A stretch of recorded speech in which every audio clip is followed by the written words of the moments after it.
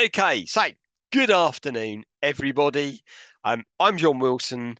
For my sins, I am the Chief Officer at Community Matters. Some of you might have been in touch with us in the past. Don't know, don't necessarily recognise people. Um, so I'm going to run the session today. There will be slides, lots of time at the end for questions. Please, if you have a question, drop it into the chat. That way we can keep a good eye on it. Sorry, wrong mouse. Whoops, there you go. So, without any further ado, I will share my screen and we can start.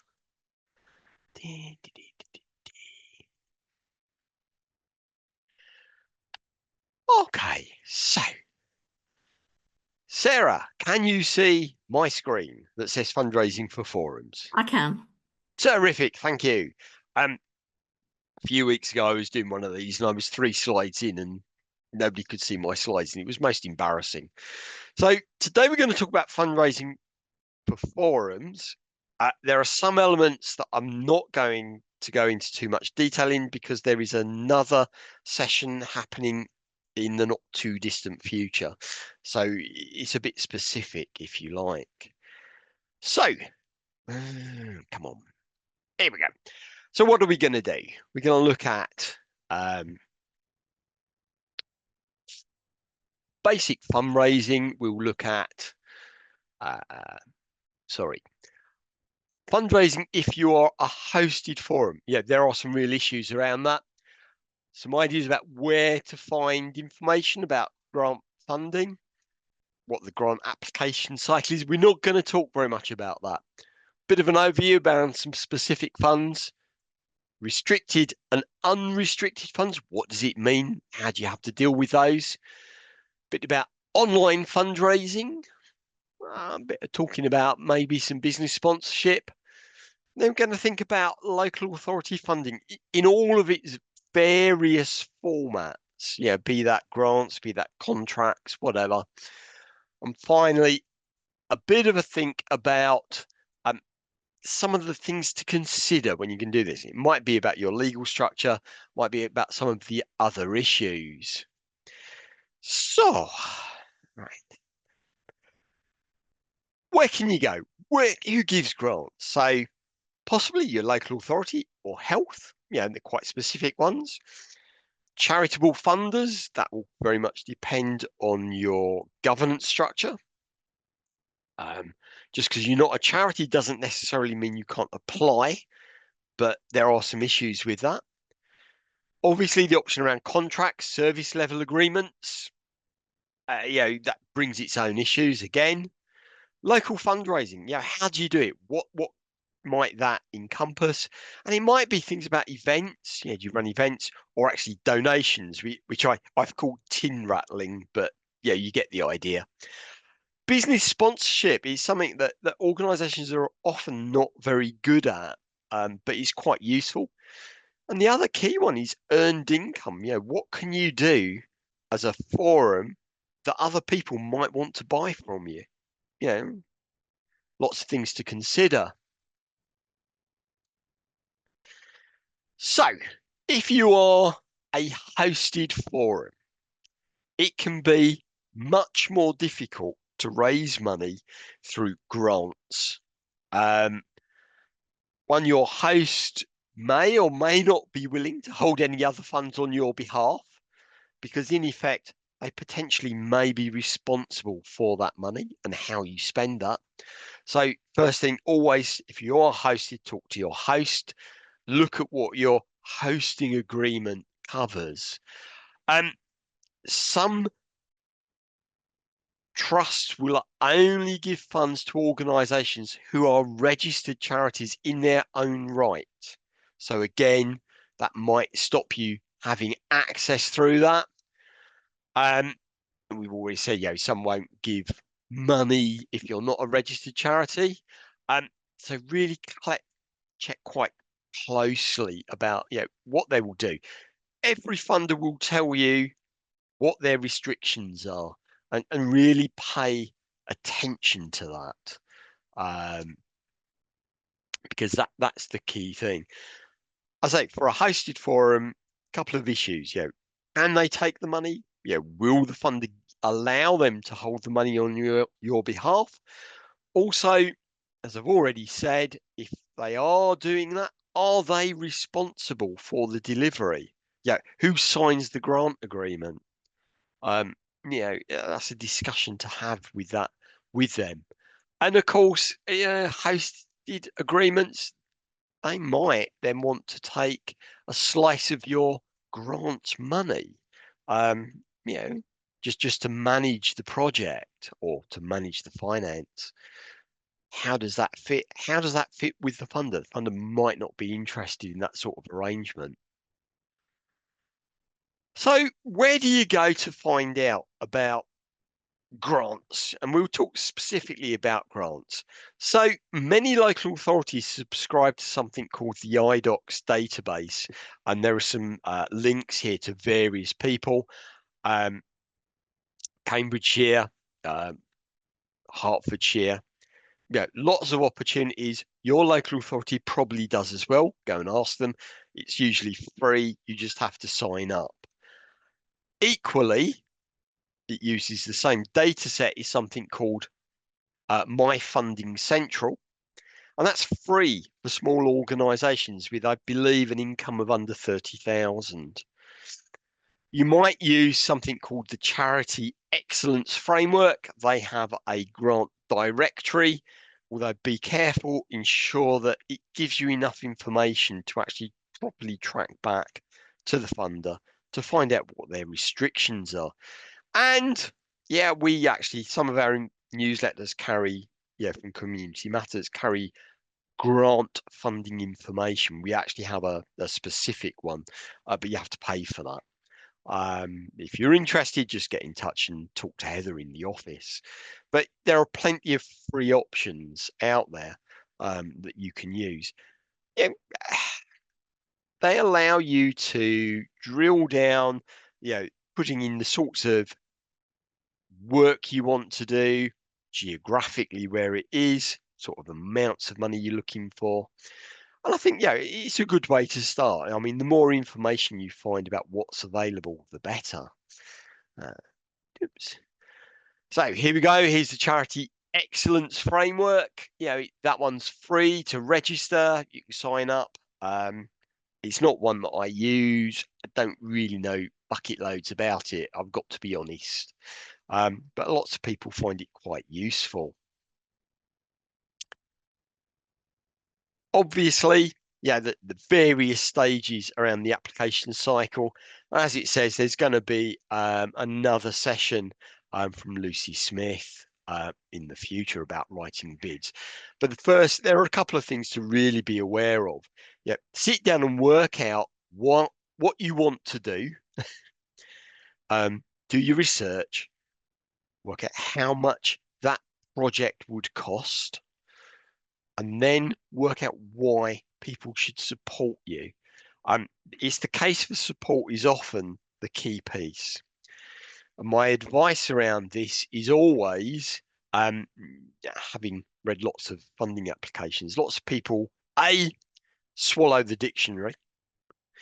They like to use acronyms. Please don't, because you never know who's reading it. They won't know anything about you. And I've seen somewhere, okay, I've actually seen an application where the organisation said that they were working with in a deprived area, working with deprived children. It was in the bottom 10% of deprivation. They worked with socio-economic groups, well, A, B, and C. I can't remember exactly what it was. And that was really interesting, except nobody had any clue what they were talking about. And they didn't actually talk about the people they were going to work with. The inference was that because they lived in a deprived area, therefore they must be deprived. It doesn't work like that. Way better for you to talk about, who are you working with? How many members have you got? I know your forum might have, 200 members, of which, let's say X number have children who are on the autistic spectrum and talk about that. And then talk about what do those people want? What have they told you they want? That scores way higher than generalized information. So restricted and unrestricted funding is always an interesting thing to consider. Simply put, restricted funds are money you receive from grants, and you can only spend it on the work outlined in your grant application. Unrestricted funding, doesn't matter where it comes from, you can spend it on anything you like. The issue usually is how you show this in your accounts and your bookkeeping. Ideally, it's way better if you can separate it at that point in the bookkeeping, in your spreadsheets, however you want to do it, doesn't matter. But you need to be able to account for that pot of money simply to show that you have spent it on the things you told the funder you were going to spend it on. Always happy if anybody has issues with that, please just give us a ring in the office and I'll talk you through it.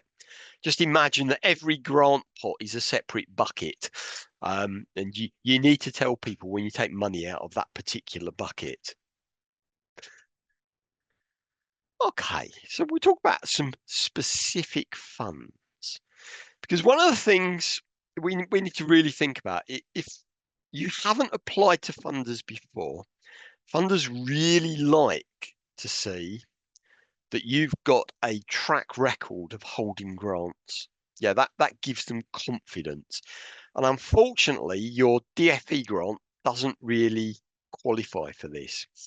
Lots of funders use something called 360 Grant Nav. That is a big database online. Lots of funders upload all the information they have about the people they've given grants to, which goes into that. And that allows another funder to interrogate that to see, has your forum, has any organisation received grants before and what the amounts were? So, yeah, if you haven't had grants before, my advice is always start small and build it up slowly. A couple of sort of useful places to consider, awards for all, which is part of the National Lottery. These days, you can now apply for up to £20,000 for a project that lasts up to 2 years. So it's quite a significant amount of money. That does mean that more people are applying to it. But awards for all is a fairly simple form. And let's consider it the nursery slopes for grant applications. Quite easy to do. For those that have bigger aspirations, you can apply to reaching communities, which technically is, let's ignore the numbers there. In reality, it's from just over £20,000 to about 350,000 for notionally up to 5 years. In reality, it's usually 3. The lottery wants to make their money go as far as possible. Quite difficult, quite competitive, not something you would start with. That is something you aspire to in the future. Government funding, not always easy, quite often for quite large amounts. There's a link there that will take you to the list of government grants. Whatever. Holiday activities and food, the HAF funding, it's geared really for those children who would in school who would receive free school meals and what they do in the holiday. Different places, different people run it.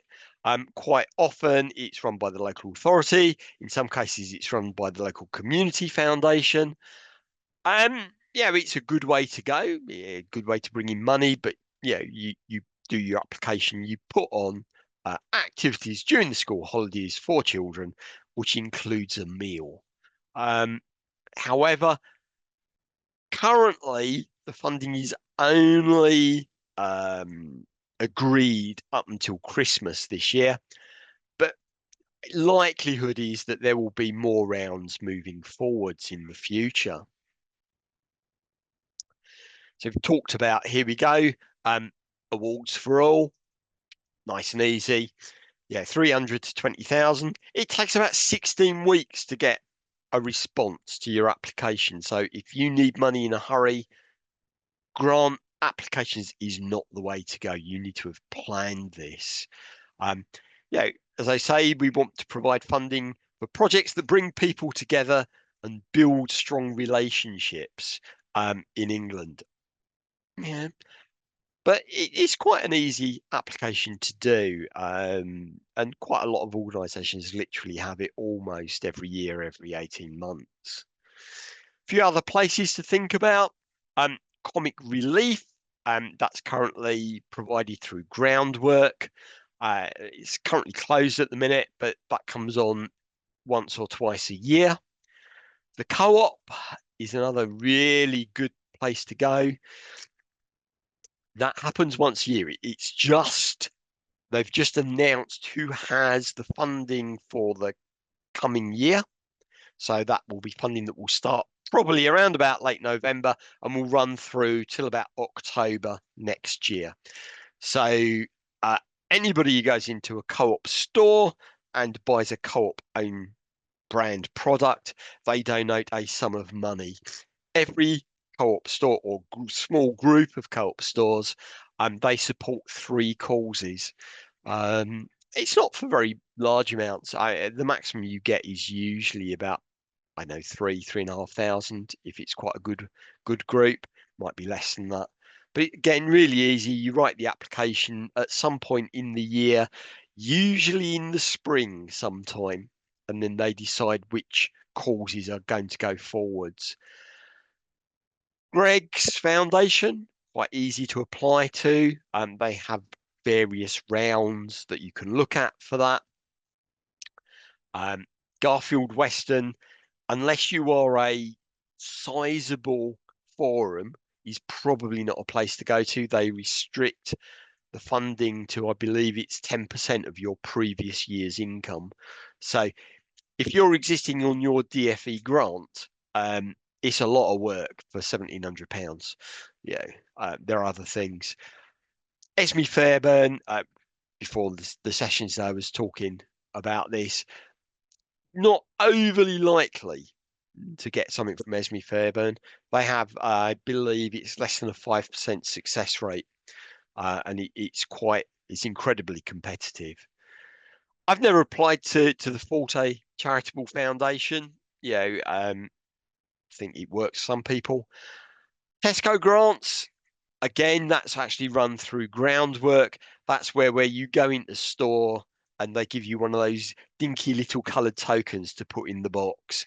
It happens. I mean, I think there's about three rounds a year. Again, great way to raise small amounts of money, and to mobilise your members, your supporters, to support you in that way. Postcode Trust is an interesting funder. It's the trust or the grant giver that is attached to the postcode lottery. It's an interesting one. In the past, they've opened funding rounds and they've been willing to take a fixed number of people apply, and then they've closed the funding round. It can be quite difficult, but why not give it a try if you think it's worthwhile? It's very much a case of considering how much time will it take you to write the application against what the reward would be. And sometimes it doesn't work quite as well as you might hope. Where do we go from here? Local fundraising. So for that, we think about events. You might have tombola, prize draws, bingo. Not always easy to work with. There are some specific legislation around this. So tombola is basically a raffle where tickets are in effect sold for pre-assigned prizes. Prize draw is quite similar. comes under that incidental, non-commercial, and quite often it's held as part of a larger event. Yeah, you're going to hold a raffle, really. So there are some real things around, that incidental, non-commercial lotteries. A lottery can be part of a non-commercial event like a school fete, charity dinner, or a community fair. It can't be the primary reason for the event. That's the first thing. All tickets need to be sold during that event. And the draw must take place during the event. You can't sell tickets online or in advance of the event. I mean, think of this as it's a raffle. It's the best way. There are limits to how much you can spend on prizes. I'm not going to read all this. You can do that yourself when you look at the slides later. And you're allowed a certain amount of money against expenses. So your expenses shouldn't exceed £100. You want to get the maximum amount of the donations. All profits, all the proceeds must go to the good cause, can't be for private gain. And all the tickets have to be sold at the same price. You can't sell tickets to anybody well, under 18, really. And you don't require a license to do this. You don't need to go to the local authority for a lottery license.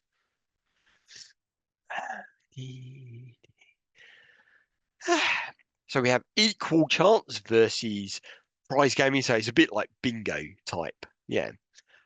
Every player has to have an equal chance of winning. Total value of all stakes and entry fees per person can't exceed £8 a day, and the total value of the prizes can't exceed £600. Again, prize gaming. So guess the number of sweets in the jar. Yeah, the value is determined in advance and dependent on the number of players and the money collected. Again, all of the money has to go to the good cause. The activity must be for a good cause, and the player must be informed of the cause beforehand. That activity has to take place at a non-commercial premises, so a school hall or a community space. Okay, you can't hold it in a commercial premises.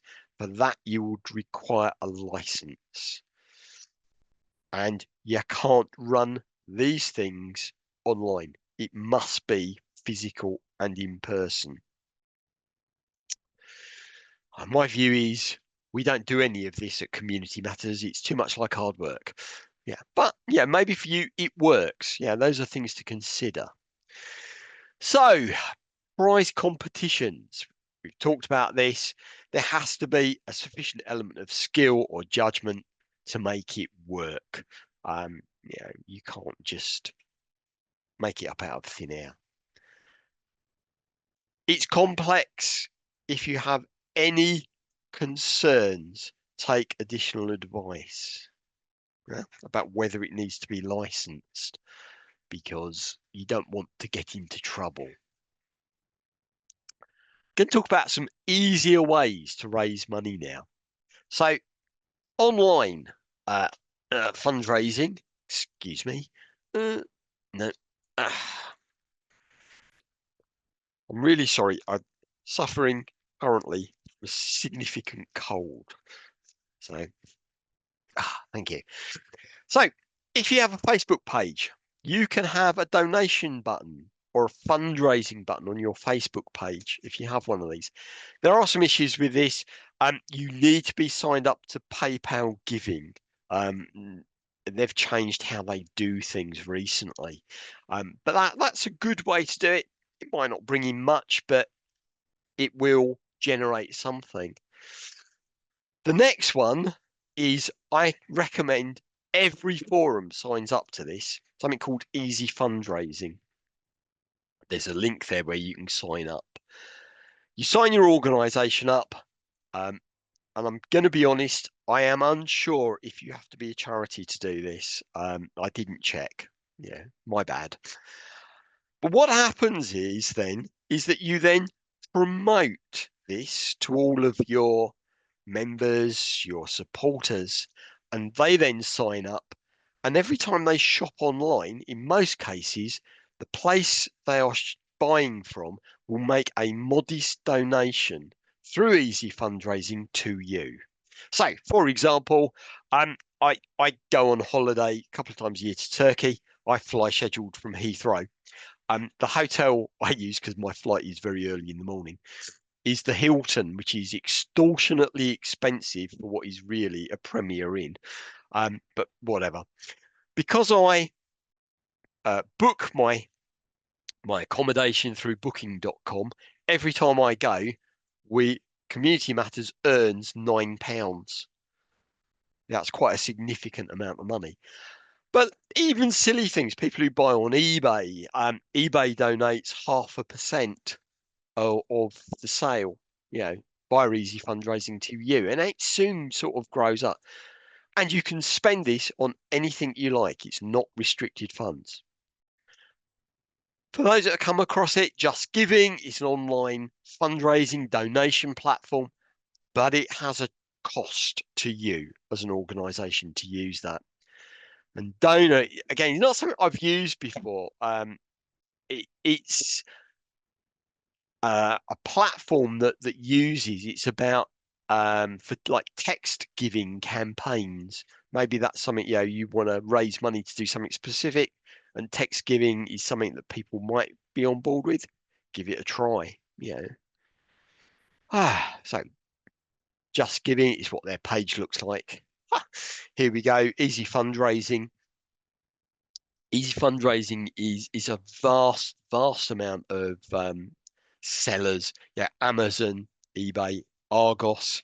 Most of the major supermarkets are signed up through it. So if people buy their shopping online, you get a modest donation.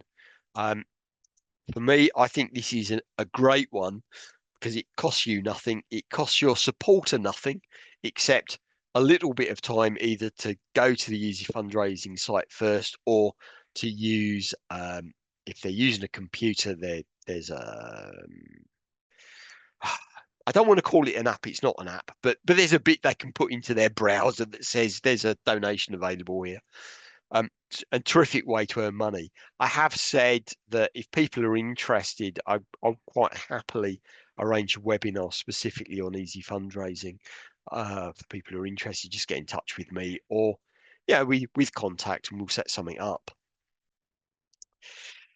Business sponsorship is a really interesting sort of area.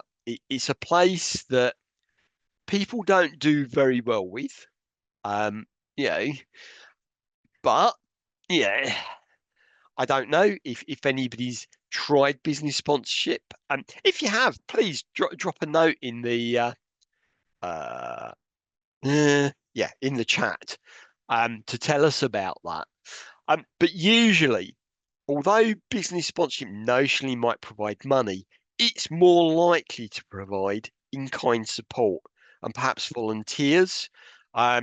So one or two of the supermarkets actually will provide you with stuff to run, to run a meeting, your tea and coffee or sandwiches or something, that sort of thing. It just means that's money you don't have to spend. But think about the contacts you have through your membership. Who does somebody know? Can you actually have a conversation with somebody in a company, and maybe they're up for doing it. It supports what's called their CSR, their corporate social responsibility. And to be honest, lots of businesses are prepared to do things if it doesn't cost them too much. Um, so quite often, so local authorities, maybe you might get free rooms. Other organisations might give you free rooms for your activities, but actually volunteers are quite handy, to do specific things.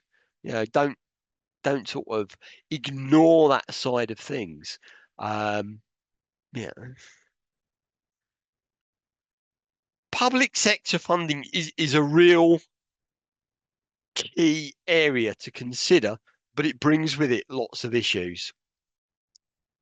For what you get from a local authority or from health, it might be a grant, might be a SLA, maybe even a contract. Excuse me. Obviously, grants, they're project based. You agree with the local authority or health, you're going to do this piece of work. This is what it's going to look like. This is what it's going to cost. And they will give you that money. Thing to be aware of, naturally, that if you don't spend all of that money on the project, then basically you are supposed to return the underspend to the funder. I'm going to deal with SLAs and contracts really together because they're pretty much the same thing. They're just different names or different ways of doing the same thing. And when you talk about contracts and SLAs, potentially the person who lets the contract, the organisation, be that a local authority or health, they may just say, we're going to give it to you. Or equally, they may say, we need to go through a competitive tendering process, where it's advertised and more than one organisation can bid for that. So here we go. Let's try and work down to some of the more specific stuff. So some forums have a clause in their contract, a memorandum of understanding or terms of reference, and the local authority might state the independence of the forum or how it works, ensuring the representative views of parents and carers, maybe. The DFE grant comes with an MOU section that talks about the forum's independence. I'm going to come back to that in a moment. It'd be good if it includes a statement in any contracts outlining how the forum is going to maintain their independence. It would be good if it has a section in any contract that talks about both that independence and how any disagreements will be managed. It might publicise issues you've shared together. But there are some things we really have to be aware of. That would be good practice. The local authority can pretty much do what they like, although there are one or two things they can't do. Excuse me, I need to move my notes on. So, going back again to grants, this is that piece of funding you get to do that project. Quite often forums start with really small grants. They grow over time. Just look at what the authority says in its send strategy. Is this something they're not doing? Is that a conversation you can have that you could fill that gap? Think about what information you hold. How useful would that be to your local authority? Can you prove that you can reach people they can't? That strengthens your hand when you start to talk about potential grants. And to be honest, all of those things you will need to consider when we start to talk about contracts. So, good practice for public sector commissioning is that there is a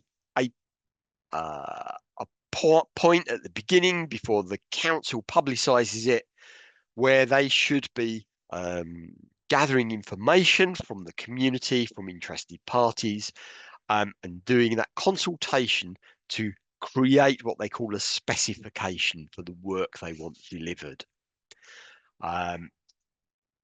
Commissioning is a type of earned income that brings with it its own problems. We'll talk about that later on. Competitive tendering, maybe your local authority decides it has to go to a competitive tender.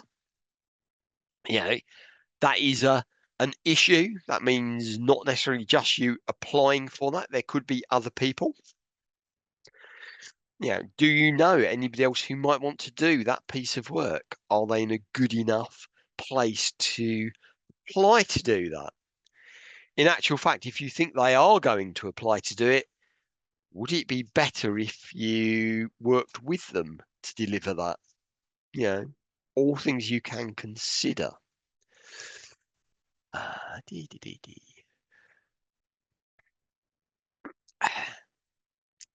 I'm going to be honest, I didn't write these. This has been provided by Contact. Principles for tendering and commissioning. Local areas have the right to follow their own agreed commissioning and procurement processes, and they might be quite different from area to area. So in some areas, if we're talking about tendering, that's competitive tendering. All decisions are made purely on price. In some areas, quality is preferenced to price. There's a formula. So it's usually about a 60-40. So 60% on quality, 40% on price. Maybe necessary. The things you have to always remember is the DFE grant cannot be part of any tender process. That is a grant to the forum from the DFE, not from the local authority. Obviously, we've got a preferred approach around co-production. It's what we're all trying to do. Partnership-based, yes, that's great. But I'm going to be really honest. The local authority can decide to do how they want. And I had 5 years as a local authority commissioning officer. And I have to say, the authority I worked for, you wouldn't have considered their engagement with the sector or with the community particularly successful. Pretty much they decided what they wanted to do, and that's what formed the basis of the process. Some are way better. Newcastle is actually quite good. I don't know if there's anybody here from Newcastle. Their commissioning team is very into doing proper engagement to get the best result. And co-production is great. It builds trust. You're all on the same page. But I'm sorry, it sounds horrid, but they can decide not to do that. In an ideal world, we want to have some shared decision making. Any decision to move to a tender process should be jointly discussed between the forum and the statutory partner. However, they can just decide to do it. And it's just the way it is. The DFE work should be protected. That doesn't form any part of that arrangement. It's a hard place to be. It's quite long. It's often quite involved doing tender documents with lots of things that you've never considered you needed to have in place. Including in a lot of cases, local authorities will demand something called professional indemnity insurance from any organisation applying for a contract. Sometimes that is way in excess of an amount that is appropriate to the size of their contract. It was not uncommon to see local authorities demanding 5 to 10 million of professional indemnity insurance, even for contracts of less than £100,000. The risk doesn't actually relate to the amount they're demanding. It's just that's a standard thing. I would say to you, if you think your local authority may consider putting some of the work you do to tender, look at what they usually demand for professional indemnity. And if you think it is excessive, campaign with your local authority to reduce that amount for small value contracts. I successfully managed to reduce the PI requirement in Leeds to £1 million for contracts of under £100,000. So, it can be done. You point out, what the risk to them is. Dee, dee, dee, dee, dee. Um, yeah, okay. Co-production from the outset, as I've said, would be great. You can't force that. Collaboration, many local authorities really push for collaboration. If you think somebody might bid against you, why not see if they'll bid with you? A lot easier. Um, and accountability and quality. Yeah. Tenders should have a clear statement of what they're asking you to achieve.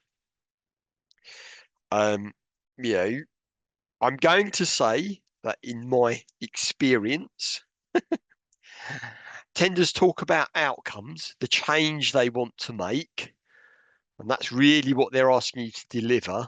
And then when it comes down to it, they will um, make you accountable or check the quality, the performance measure is the number of people who attend things. Things you can count, nothing to do with the outcomes. Again, it's good to have a discussion about with your local authority if you think they're going to go this route well in advance before they even get to this point about how do they measure the performance in contracts so that you can consider well in advance how do you need to do things so you can get that your information ready. Okay, let's get on to these final few things. Um, Impact, total income. Quite often, if you have a contract, that contract value might be vatable. You have to get a ruling about that, possibly from, I believe it's Customs and Excise. If your income from that piece of work or those pieces of work exceed £90,000 in any 12-month period. It's a complex issue. I'm no expert, but take proper professional advice. Remember, if you are a CIC, you will pay 20% tax on any surplus within the financial year. To take that into account.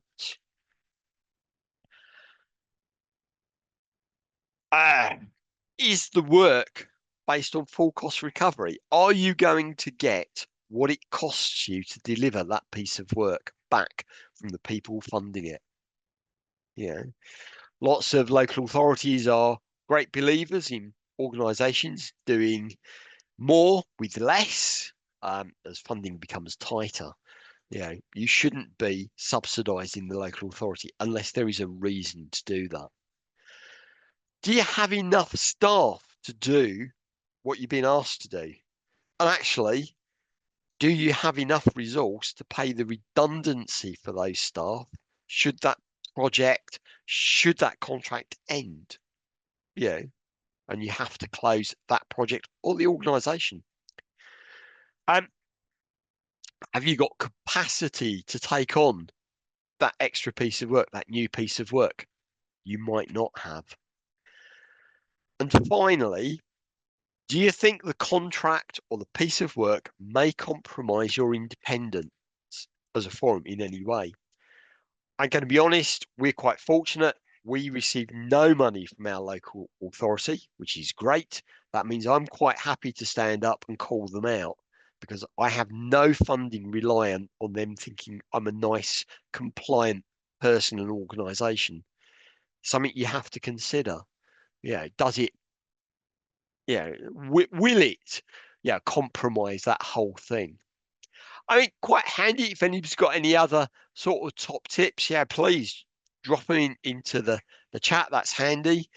While I remember, if any of you have applied to various grant funders, please do that again. Drop that in there. The one I missed is always look at your local community foundation.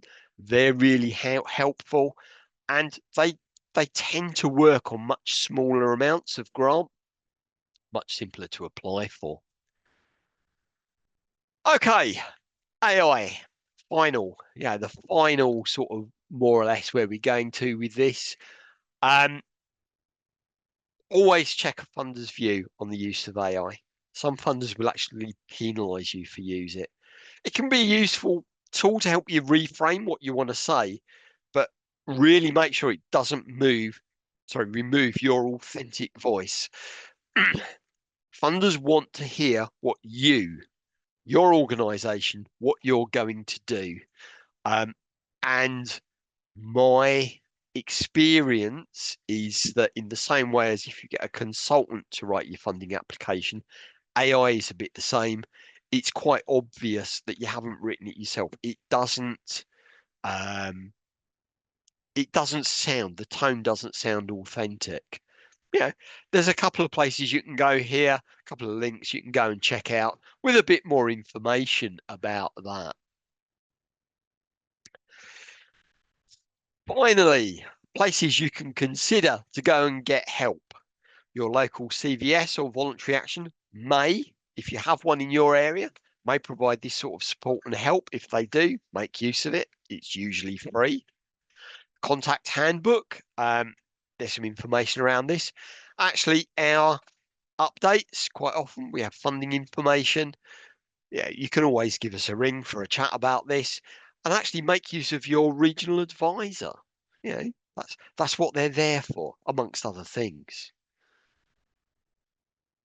So we're about to move now to questions, and one thing I need to remind you and other people is that the evaluation for this will be a pop-up survey before you leave the conference. So please fill it in. And there we go. And at that point, we move to questions. And I don't know if there's any in the chat. There is some in the chat, John. I've got the first one is, can you apply to multiple grant giving trusts for the same bit of same project? Yes, you can, but if they all decide to give it to you, you need to start panicking because they will all expect you to deliver a portion of that project for them, for the amount of money they've given you. My advice is usually don't keep asking lots of people at the same time for the same thing. Do it one at a time, because otherwise you'll have a very stressful time. How's that? Okay, what's next? Question about insurance. Is there an insurance company recommended for this type of event? Now, I'm not sure what this type of event is, so feel free to speak up. Okay, not well. Okay.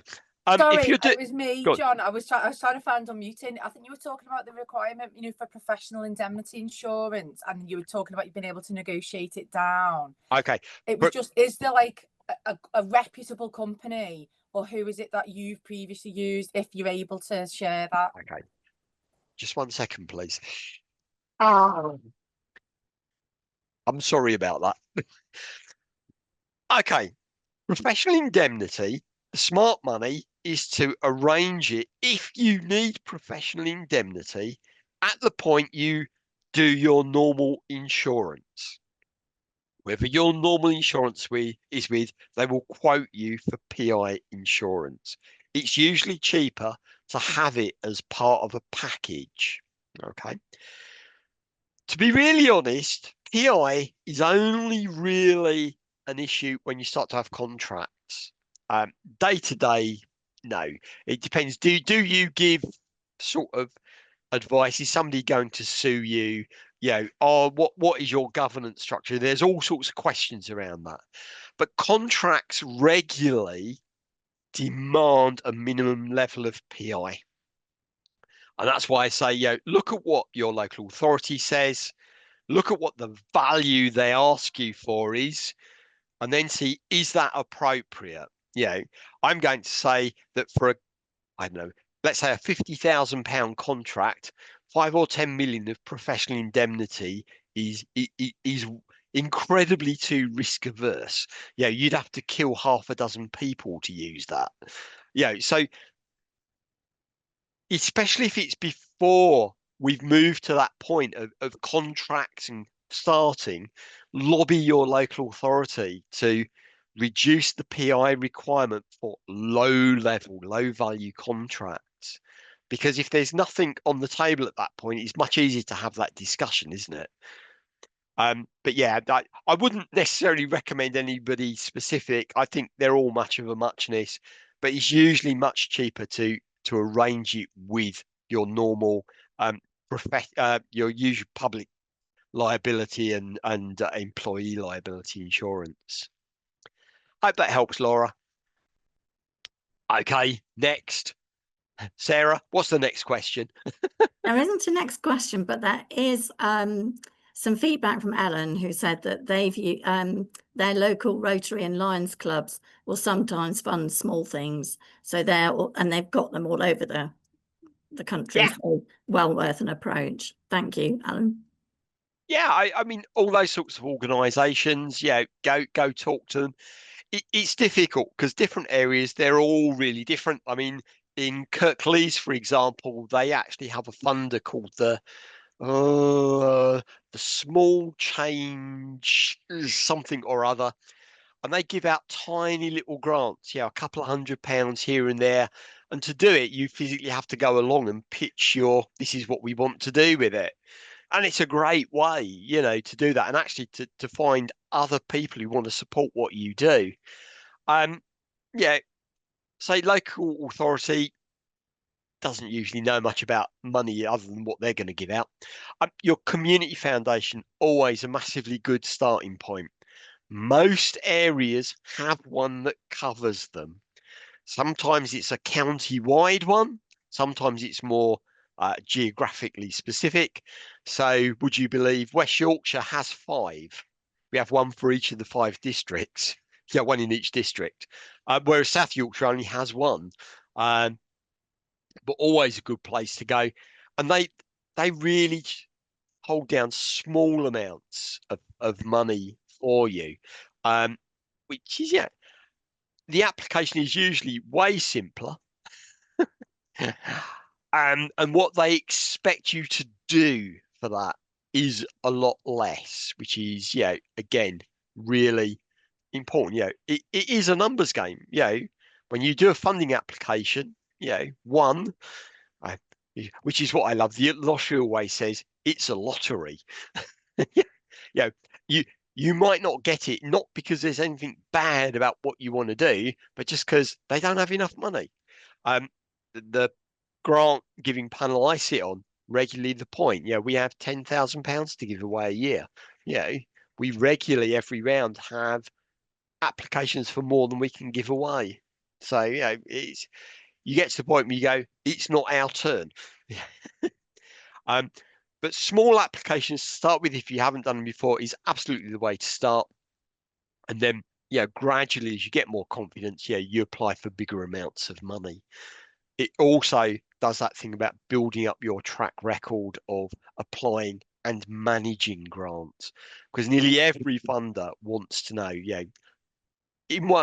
however they express the question, how are you going to manage your grant? That's what they worry about. So there we go. That's the questions in the chat. Has anybody else got any questions they want to ask? If you have, sort of wave your hands about or put a hand up in Zoom, or just unmute yourself and ask. Just to flag, John, that we're contact handbook. We're just drafting some fundraising pages, or a page on fundraising, with some useful links. And somebody had asked about whether we have examples of successful grant trust applications.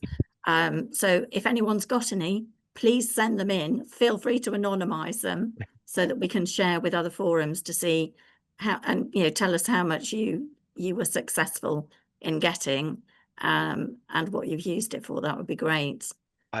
Yeah, and also, sorry, I was going to say, and any pitfalls or things you think you might want it, but actually delivering it is actually quite, do you know what I mean? Be careful what you wish for type thing, because I think a lot of us might have the same inspiration or need, and then actually when you get it, you're like, oh, and then what you don't want to do is, like you say, set yourself up where you then can't deliver, or you lose a bit of credibility with your funders.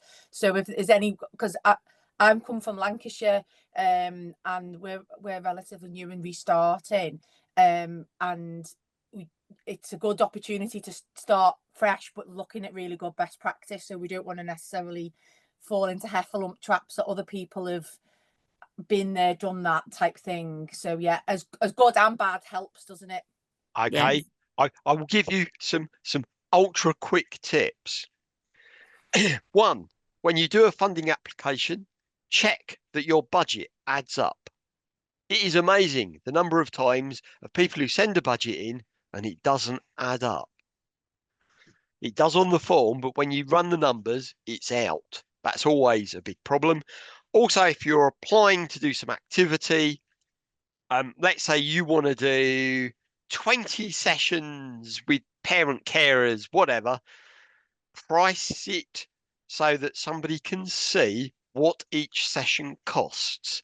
Because quite often a funder will go, oh, I haven't got enough money to give you however much you've asked for.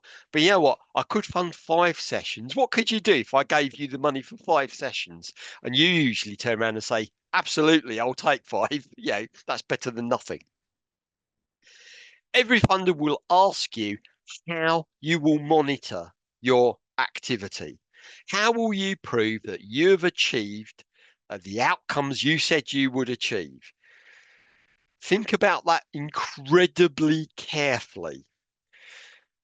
A couple of years ago, every application you saw, and I don't care what the activity was going to reduce obesity because that was what was all over the press. So yeah, you have a sports project that's going to reduce obesity, and we're going to check this because we're going to have a happy sheet, an evaluation sheet at the end of it.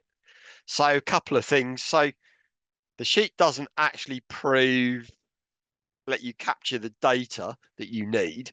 And frankly, if you're going to reduce obesity, short of weighing everybody on day one and weighing them at the end of the project, you can't prove it. And yeah, I can give you lots of examples of those sorts of things where somebody's has been reading the local press, and yeah, there's been for weeks something's been going on, and they go, oh, we're gonna fix that because that will get us the money. Actually stop and think, what are you trying to do? What realistically are the outcomes going to be? And how will I prove that we managed to meet those? And for me, those are absolutely the top tips. I mean, always one other thing. If a funder says they will give up to £10,000, don't just apply for £10,000 because that's the maximum they will give you. Apply for what you need for the project. And it might be it's quite a bit less, but if that's what you need to run the project, that's what you apply for. Because it is incredibly obvious when you sit down and assess applications where somebody's looked at the maximum value of grant. Oh, look, everybody's applying just for that. Surprising. All their projects cost exactly the maximum we will give. It doesn't really send out the right signals. Okay. Anything else from anybody? Someone's put in the chat, another tip, ensure that is costed into proposals. We got stung with that. So I'm assuming that's the VAT you had to pay, Sarah, on things you had to buy in rather than on, you wouldn't have probably have had to charge VAT. So if you're going to buy equipment, make sure that whatever price you tell the funder it's going to cost is the VAT inclusive price. Because some companies you will buy for will give you an ex VAT price, and suddenly you're 20% short on what you're asking for. Okay. Anything else? Oh. No? Well, hopefully you've all filled in your evaluation form,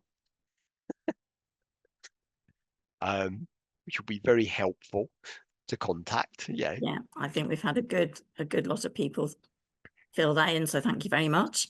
I will say, if you have any questions around any of that, please don't hesitate to call us in the office. We're happy to do that. That's not a problem.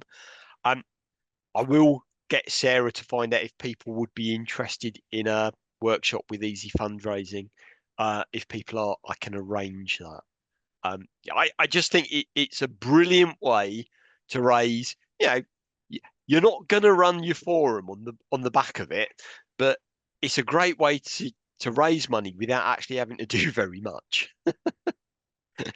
Yeah. So yeah, Thank you for that, John. we'll do that. Okay. There we go. All I've Back got to to you. do is to thank you, John, for putting this together, and for everyone who's joined us today and asked their questions. Just huge thanks. It really kind of has helped, and we will be putting those fundraising pages together over the next week or two and getting them up on the handbook. And if you've got anything to contribute, any top tips, any good or bad examples, please do send them to us. It really helps other forums. So, but huge thanks to you, John. Really appreciate your time. Before people go, one really super quick thing after the thing you've put in the chat. Please check with us, check with Heather, that we actually have the real contact for your forum, so that you get newsletters and things for us, because lots of forums change and we're probably sending stuff to people who haven't been doing it for years. But unless you tell us, we don't know. Thanks, John. All right, thank you so much. And I'll now hand over to Helen, who will close the session. Bye, everybody. Fantastic. Lovely to see you. Okay, take care.